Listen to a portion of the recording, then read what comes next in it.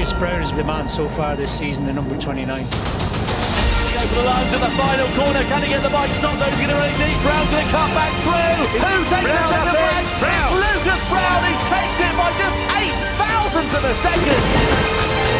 Lucas Brown takes his second win in the R&G British Talent Cup. Lucas Brown turns up the heat.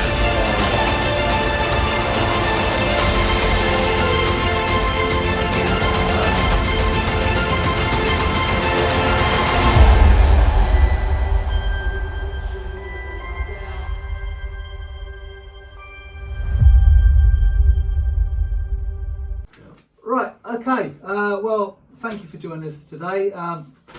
Here to talk to Lucas Brown, a little bit of a catch up.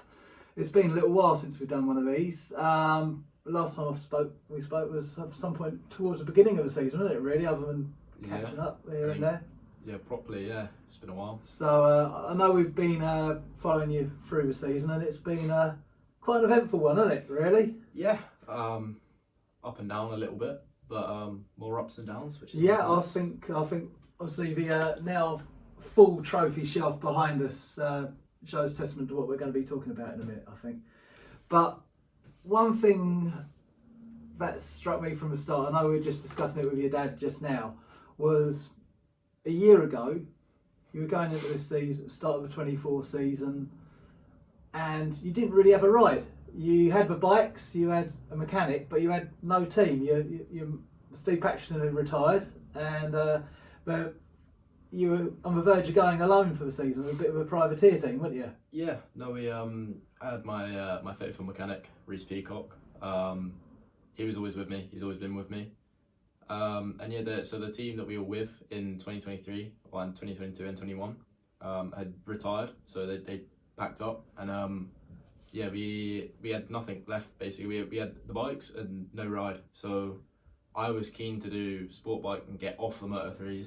Dad wasn't so keen, so we thought, got the bikes, might as well. So then we were going to run ourselves, and then logistically it wasn't going to happen. We just couldn't logistically do it. So we ended up getting a message off Richard Mortimer from Mortimer Racing, and he just messaged us and said, look, what would it take to get us on the bike? So we struck a deal, and ever since then, it's the best decision I've made so far. Rich, I've met him a couple of times now during the season, and he's a bit of a force of nature, is Rich, and he's a lovely guy. And he came, as I say, he came along at the 11th hour with his Mortimer Racing, I think full title was Victoria House Academy Sencat Talent Team or something, wasn't it? God knows. A bit of a tongue twister. But they come along and obviously granted you a space in the awning, so to speak, and that was the start of what we can only call a beautiful relationship, really, wasn't it? Yeah, no, Rich is top bloke. I can't thank him enough, do you know what I mean? Without him, we wouldn't be British champion. No, exactly. I mean, we're looking at it, we started off the season at Navarra, out in Spain, new circuit, and that was a free race meeting, wasn't it? Yeah. And I think you started off with, was it third and a win? A second, a fourth and a win. That's it, a second, a fourth and a win. So you came away from that meeting on a brand new bike, basically, brand new team. Yeah. You came away with your first win, starters. Can't complain. You can't complain with that. And you came away at the head of a championship. Yeah. Leading the championship. No, it was because up until that point I'd only had I think 5 or 6 podiums. I hadn't won a race yet. So coming out of round 1, where we thought we could have a good year, coming out of round 1 with a win already. Yeah. And then second round has brought us back to the UK to Donington, and it's kind of service resumed again, wasn't it? 2 more podiums. Yeah, the thing was in Navarra, brand new track for everyone, round 1. So it was almost like the season started, but then it started again in Donington because as well we had a 5-week break in between Navarra and Donington. So it was like we had 2 round 1s. Yeah. So coming into Donington was everyone knew the track. It was only the rookies that didn't. So I knew where I was strong. Knew I was strong there. And yeah, we just kind of got our head down, plugged away. Had nothing special, so to speak. We had a second and a third. It was just a group races, so it was just battling in the group. There was nothing outstanding that weekend. Nothing. It was just in the group. There's more solid points though. Yeah. And maintaining the lead of the championship. Yeah. that's the. Moving on to Snetterton, that was an interesting meeting because I seem to remember that first race. That was absolute monsoon conditions. Proper. It might have been on a jet ski. No, that was probably one of my best weekends of the year, and I don't know really why. We started practice strong. I think I was about a second ahead of anyone else in practice. I don't like Snetterton. I hate the track. I just went fast there. It worked out though, didn't it? Yeah, I seem to don't like the track, but I seem to go faster. So that's about a 20-second lead in the end, wasn't it? Yeah, Crossed the line by? So it started practice pretty good, about a second ahead of anyone else, and then qualifying came around and it was wet. I hadn't ridden Snet in the wet for about 2-3 years, so went out there, did 4 laps, was pole by I think about 3 seconds, and then we parked the bike. So we did 4 laps of a 30-minute session, parked the bike, and then ended up second by about half a second on the grid. So it's not worth risking the bike, though, is it? No, wasn't going to complain. So we went out in the wet race.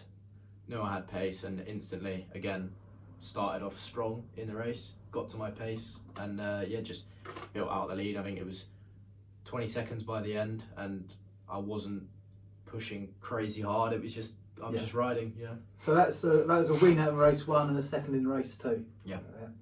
Moving on to Brands. Local circuit, obviously. Yeah. And I've got to say, it's one of my. I've got to say, Brands. I think is my favourite circuit. I love Brands. It's just a fantastic circuit. But obviously, I had the pleasure of coming down for that meeting just before I went away on holiday, and again 2 more rostrums there, a third and a second. We could argue they should have been 2 wins, but third and a second, still solid results there. Well, Brands for me was a tough round. We had. I think I was about a second off in practice, which it sounds worse than it was because I was still probably only about third, But Manny, the championship rival, was clear, this round. So after Friday, had a fun night, chilled out, and managed to find. I needed to find 1.2 to be first, and I found 1.3, which helps. So managed to get pole. Race 1 came along, and then it was just a massive group race. It was just carnage, proper scratching, absolute carnage. And it was just managed to get the timing right. Got to the front for the last lap. Knew I couldn't pass before the line, so I came out in the corner in the lead. I got no other choice if I want to win. So I just came out in the lead, and then got a slipstream to the line in race 1, and I missed out on second by 1,000th of a second. Yeah, 1 pixel on the. It's literally you couldn't get a tissue between those 2 bikes. You and Philip, wasn't it? Yeah, I lost out by a pixel. That's one of those things. I think they even ushered you into the second place one, didn't they? Yeah. Well, I was in second, and then they swapped me around. I was like, what? That's racing, though, isn't it? So, yeah. But again, 2 more rostrums, 2 more trophies. You can't grumble with that. Moving on to the next round, the 5th round took us to Silverstone for the MotoGP weekend, which I always think that's a real kind of that's the jewel in the crown, really, of the British Talent Cup meetings, because we're on the world stage there. You're the world's best riders in the best paddock, almost, aren't you? It's one you want to win, for sure. But I come out, as I do, FP1 champ. I was about 2 seconds quicker than anyone else in FP1. I think I was about half a second off the lap record. I don't actually know how I did that lap. I was coming around and I'd seen on my dash the time, and I thought, nah, it can't be right. Because sometimes my dash goes a bit funny and it shows different times. They come across the line and it showed the time, and I was like, what?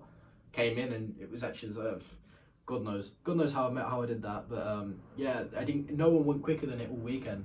So really bizarre freak lap. And they were great races. I was away on holiday when that was on, and I was sitting there trying to stream it on the beach with crap Wi-Fi on Calpe Beach. Tough life. But I was trying to sit under the shade watching it, and I think you ended up with a second and a third, didn't you, in those 2? Yeah, no, another crazy weekend of just group races. I think there was about 10 of us in one point, and just fought my way through the group to the front. Was in the top 4 the whole race pretty much, swapping around, and then on the last lap, in one of them, I managed to lead onto the straight, I think, and then I got past, but then I managed to dive bomb a little bit, and it was just carnage because we obviously used the start straight, which has got the chicane just before it, so we just absolute carnage.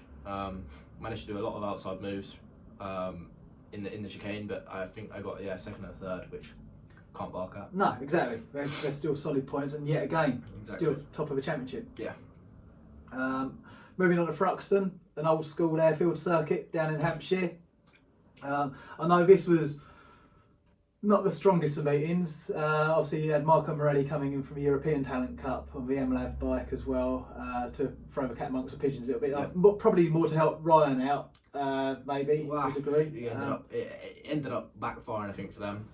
He ended up taking points off of Ryan. But for me, I like Thruxton. I just struggled there. I don't know. I had a couple of moments in the race, as in we were struggling for setup really on the rear tyre. Just cooking rear tyres. But I got hit in the chicane. It was just absolute carnage. Well, I was there. I was literally standing over. Thank you for the tickets and everything. But I came along on the Saturday and I was stood just shy of the chicane and saw you guys coming around. And I mean, obviously it was tense between you and Emmanuel Brinton anyway, because obviously you guys were the two guys for the championship really at that point, weren't you? And both of you had everything to win. Yeah. Ultimately, and he went for a space that, let's be honest, probably wasn't there. No, I think it was more of a mistake. I think from him, I think he just overcooked it, and then he had nowhere to go because the track continues going right, and tightens up. He just had nowhere to go, and it all just kind of two came to one. And that backfired a bit for him because obviously you managed to stay on, carried on, finished fifth, and he came off. Yeah. So it's that's racing, though, isn't it? Yeah. The second race came on Sunday, and you went one place further. He stayed with Pat, and it got red flags, but you were fourth. I think the Sunday race was my better race because I think without me, Marco would have had an easy race and cleared off again. He was definitely pushing at the start, and I stuck to him like glue and went with him. And then I passed him, and then the whole group came up, and then we started battling, and then the times dropped, and then he made a shot to the front, and then a rider in front of me just basically let him go. And then once you give someone like that a gap edge, and a circuit like Thruxton, don't see him again. Yeah, it's a circuit like Thruxton where it all relies on slipstream, doesn't it? Especially on the smaller bikes too. Yeah. But still, yet again, maybe not a rostrum, but solid finishes. Yeah. Still Can't complain. Moving on, round 7, Alton Park. Obviously, started off well, and then the second race wasn't the greatest result, obviously, with the first DNF of the season. But I think he started with a third in race 1, and then unfortunately he got tangled up in someone else's accident coming out of chicane in race 2. I think it was wet, wasn't it, that race, or damp? Very wet. Yeah, very wet. But gloss over that. We'll move on. It wasn't too bad of a weekend. But it took us then to the final round. Then still leading the championship. I think you had 24 points lead at this point. Yeah, maybe. Took you down to the final round. No, it was. So at Alton, I had a 35 point going in, and I came out, I think, with a 46 point lead, or something like that. Or it went down to like 36, and then then it was the 3 races at Donington. And Donington, that was the last round of the season. Started perfectly with race 1 with a win. You couldn't ask for much more than that. I played it absolutely perfectly. Used the pace at the right time, and I was really controlling the race from the front, which is something that I hadn't quite had enough pace to do in the whole. I was just a step above. I think I was just controlling the race from the front, just being super aggressive, super hard, and then just at the right time, I let the guy in second go in front for the straight, passed him back, and then just sent it through the last sector and was clear. And then moving on to race 2 on the Sunday, obviously that was the first. That was a DNF. That was just one of those things. Just a bit flustered. Nerves are there. Just made a mistake, crumbled under pressure, which. It's just one of those things. What a time to do it.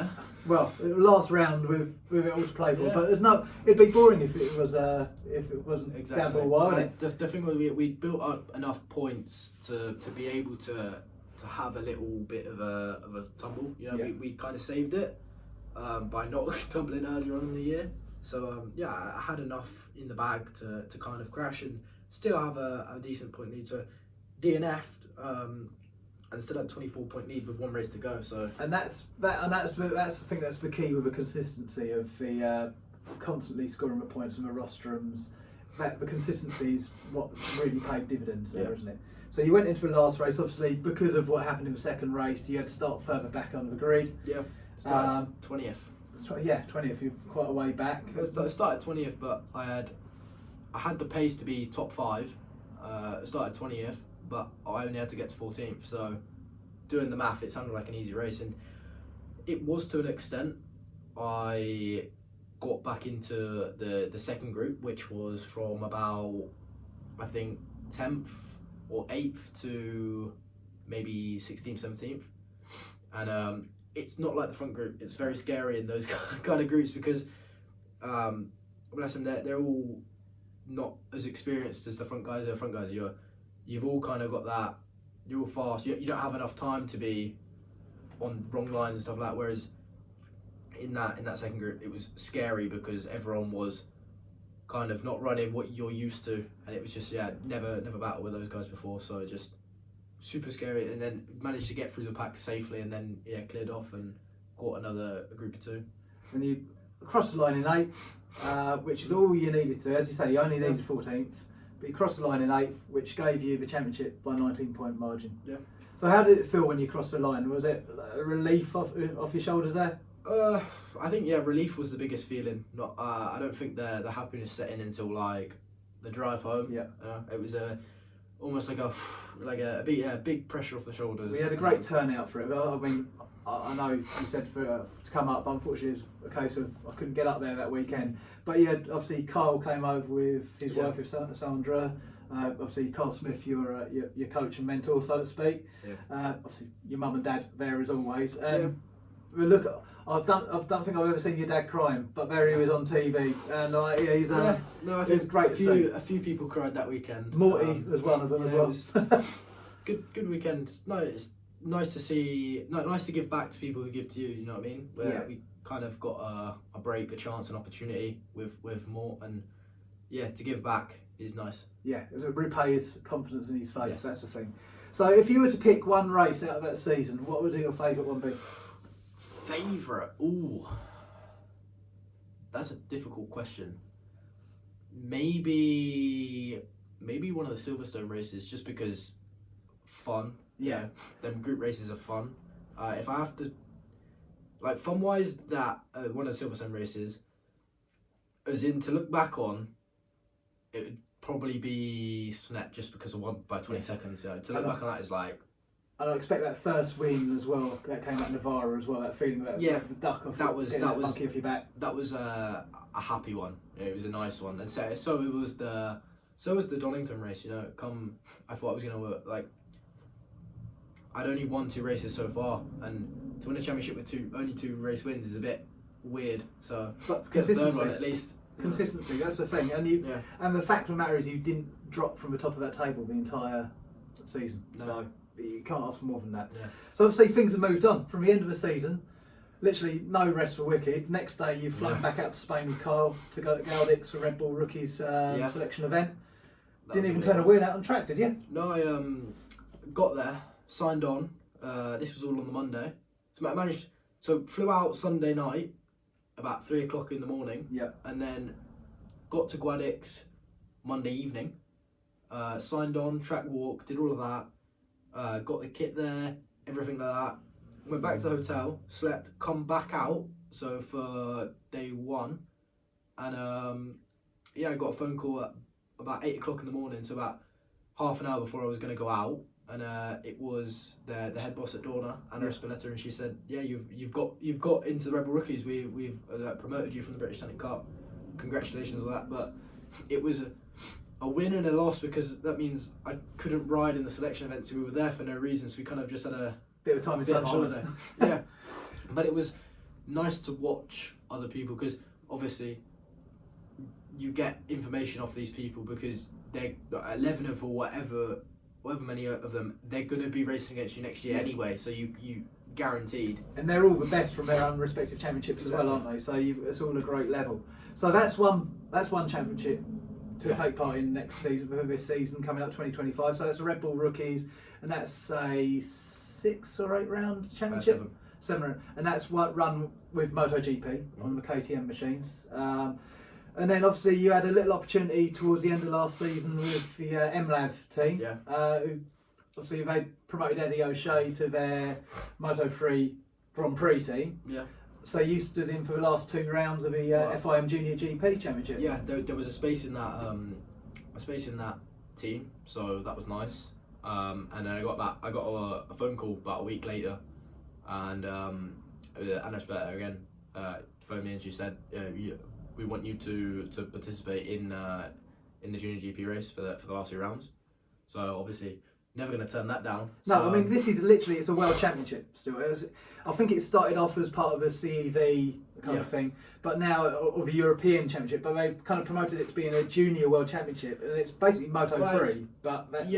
The thing is, what people don't realise is it's CEV and junior world championship, but it's really world championship because the boys that have gone up from this year, so like Carpe, like Quiles, Cormac, Rouge, they're all top lads in junior world championship, and I'll put money on that Max will win a race next year, Carpe will win a race next year, and to win races at world level is, you can see. When you see riders that come through like Acosta and stuff like that, and look where he is now. Well, yeah, and the thing is, I was racing against them only a couple of months ago, so it's like, it's junior world championship, but where do you draw the line of world championship? But it's still a world championship. Of like full world championship. So you did the last 2 rounds, one at Aragon, and the second one was scheduled for Valencia, but obviously due to the natural disaster, if we can just call it that happened there, that was moved to Estoril. So how did you get on with that? Because that I struggled.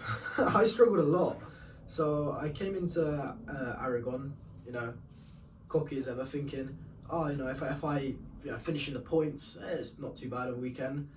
And I got there, and I struggled to qualify almost. It was a tough weekend, very tough weekend. Thankfully, the pace was not quite as hot that weekend as it usually is. But I'd come fresh from British Talent Cup. I'd never ridden the bike, never ridden the track. Brand new levers, brand new tyres, new tyres.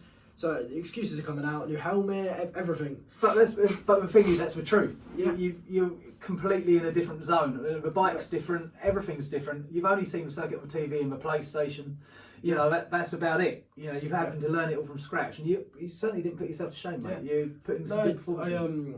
It was tough. I struggled on the practice days, and then managed to get into qualifying. And in Q1, I was, I think, 16th in the wet, which gave me 29th on the grid, which doesn't sound too bad, but it wasn't bad at all. No. I didn't crash a weekend. I kept it on 2 wheels, and I just put, chipped away at it. I think qualified 29th, finished 26th, and I was a long way off the back of the group, but for a first round with no tests, no nothing, it wasn't too bad. No, and then moving on to obviously Estoril.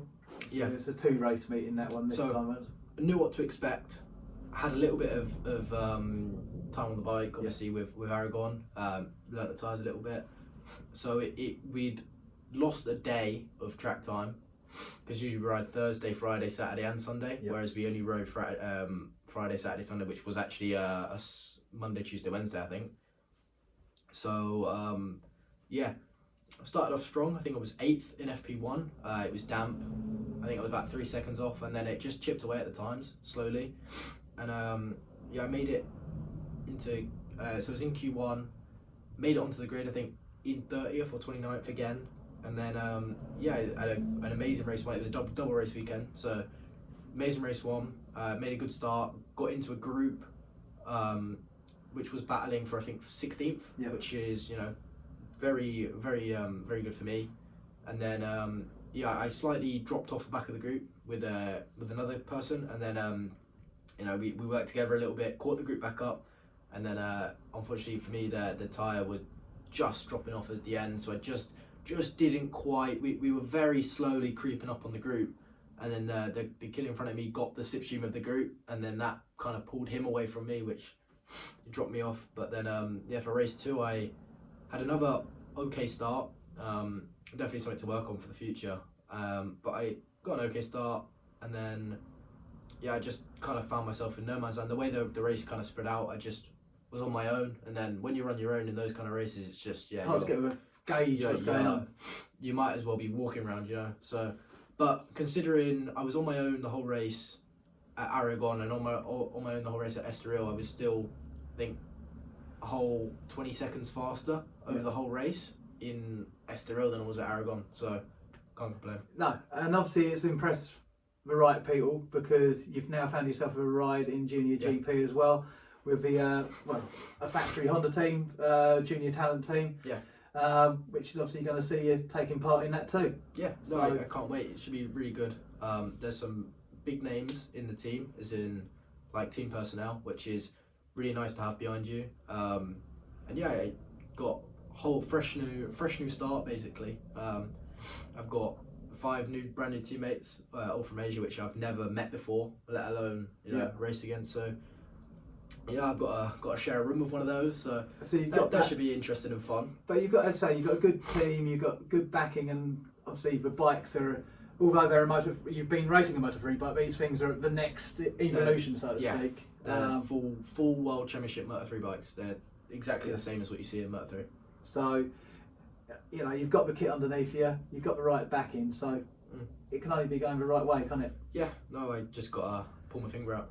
But you've been keeping hard with your training, with Kyle in Spain a lot, doing your training, you jammy little sod out skiing, mountain biking, running, cycling. I mean, you're living the dream now. Yeah, no, I can't complain. Do you know what I mean? I've got all the tools to do it. It's just doing it now. And you've got your adoptive family out in the sunshine now. Yeah, no, I'm hoping to get a new passport soon, which will allow me to travel more often. Yeah, because.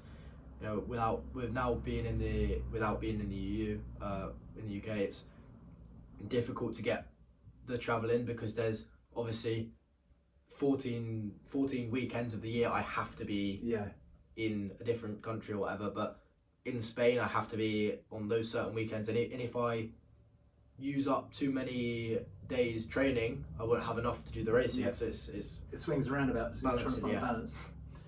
Well, moving forward, it's been a great 2024. I know we've left this one a little bit late, but 2025 is looking strong.